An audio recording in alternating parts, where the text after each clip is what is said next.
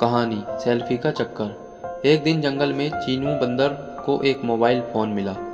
वह उसे पाकर बहुत खुश हुआ। उसने मोबाइल से अपनी सेल्फी लेने की बात सोची। उसने नाक व मुंह टेढ़ा करते हुए अपनी कई सेल्फी लीं। फिर उसने अपने दोस्तों को दिखाई। सबने उसकी सेल्फी की खूब प्रशंसा की। चीनू का उत्साह और बढ़ गया। अब वह हर रोज़ जंगल के अलग अलग स्थानों पर निकल जाता और नए नए अंदाज में सेल्फी लेने का प्रयास करता। उसके दोस्त उसकी सेल्फी की खूब तारीफ करते, जिससे चीनू खुशी से फूल जाता। चीनू की माँ को उसकी यह नई आदत बिल्कुल भी पसंद न थी। एक दिन जब वह जंगल से घर लौटा तो उसकी माँ ने कहा, देखो चीनू, तुम्हारा यह रोज़ रोज़ जंगल के खतरनाक जगहों पर जाकर सेल्फी लेना ठीक नहीं है। कभी कोई चूक हो गई तो। अरे नहीं माँ, मैं कोई बच्चा थोड़ा ही ना हूँ, अब मैं बड़ा हो गया हूँ। चीनू ने अपनी माँ की बात काट कर कहा, मुझे अपनी रक्षा करना आता है, अच्छी तरह आता है। चीनू पर माँ की बात का जरा भी असर न पड़ा। उसने माँ की बात एक कान से सुनकर दूसरे कान से निकाल दी। चीनू के ऊपर सेल्फी का भूत सवार हो गया था। उस पर दोस्तों की मिल रही वाहवाही आग में घी का काम कर रही थी। हर रोज एक से बढ़कर एक सेल्फी लेना अब उसका शौक बन गया था। वह कभी किसी पेड़ पर चढ़कर तो कभी जंगल के किसी पहाड़ या नदी के पास जाकर सेल्फी लेता रहता। कभी कभी तो किसी हाथी या फिर जिराफ की पीठ पर सवार होकर भी सेल्फी लेने लगता था। धीरे धीरे उसे सेल्फी की लत लग गई। चीनू खुद को जंगल का सबसे बड़ा सेल्फीबाज सिद्ध करने में लगा रहा। एक दिन चीनू ने जंगल के सबसे बड़े पेड़ की सबसे ऊंची डाल पर चढ़कर सेल्फी लेने का प्लान किया। पेड़ की उस डाल से सारा जंगल चारों ओर दूर दूर तक दिखाई देता था। चीनू इस अनोखे दृश्य के साथ अपनी सेल्फी में लेने के लिए पेड़ पर चढ़ गया। पेड़ की सबसे ऊंची डाल पर पहुंचकर चीनू ने अपने आगे के एक पैर से मोबाइल को पकड़ा और दूसरे से पेड़ की डाल पकड़ी। उसके बाद डाल से हवा में लटकते हुए उसने सेल्फी लेनी शुरू की।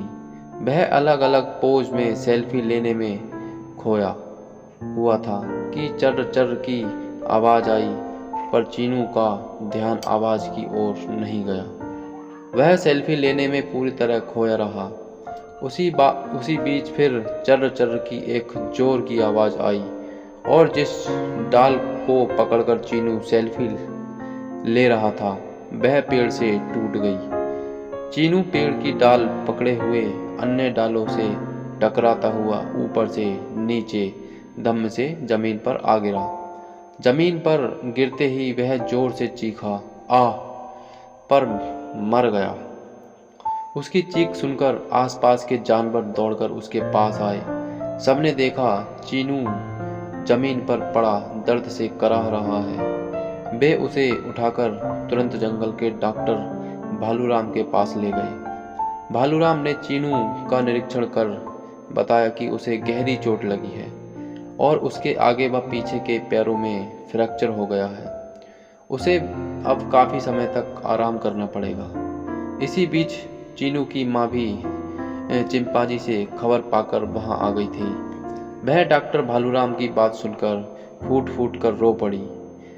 बोली, मैंने कितनी बार चीनू को समझाया था कि सेल्फी के चक्कर में मत पड़ो, लेकिन उसने मेरी एक भी बात ना मानी और अपनी मनमानी करता रहा। आज सेल्फी की लत ने उसकी ऐसी दुर्दशा कर दी। चीनू को डॉक्टर भालूराम की दवा से थोड़ा आराम मिल गया था। वह अपने पास बैठी अपनी माँ को रोते बिलखते देख रहा था। आज उसे अपनी माँ की समझाई एक एक बात याद आ रही थी। उसे अपनी माँ की बात न मानने पर बहुत पछतावा हो रहा था। वह दर्द से कराहते हुए बोला, माँ, मुझे माफ़ कर दो। आपकी बात ना मानकर मैंने बहुत बड़ी भूल की है। अब मैं आपको यह वचन देता हूँ कि मोबाइल को कभी भी हाथ नहीं लगाऊंगा और ना ही उससे कभी सेल्फी लूँगा।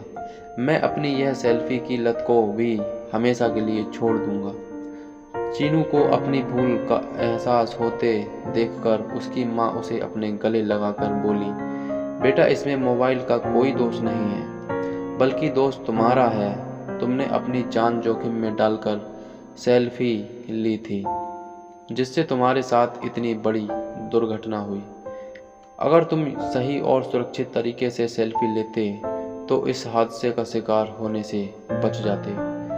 चीनू ने माँ की बात को गांठ बांध लिया, साथ ही सेल्फी की लत को भी छोड़ देने का संकल्प कर दिया। चीनू के पास खड़े उसके सभी दोस्तों ने भी इस घटना से सबक लेकर अब कभी भी अपनी जान जोखिम में डालकर सेल्फी न लेने का फैसला कर लिया। तो कैसी लगी ये कहानी हमें कमेंट में ज़रूर बताएं और दोस्तों लाइक ज़रूर करें, और आपने हमारा चैनल सब्सक्राइब नहीं किया है तो सब्सक्राइब ज़रूर करें। तो दोस्तों मिलते हैं अगली कहानी में, तब तक के लिए नमस्कार।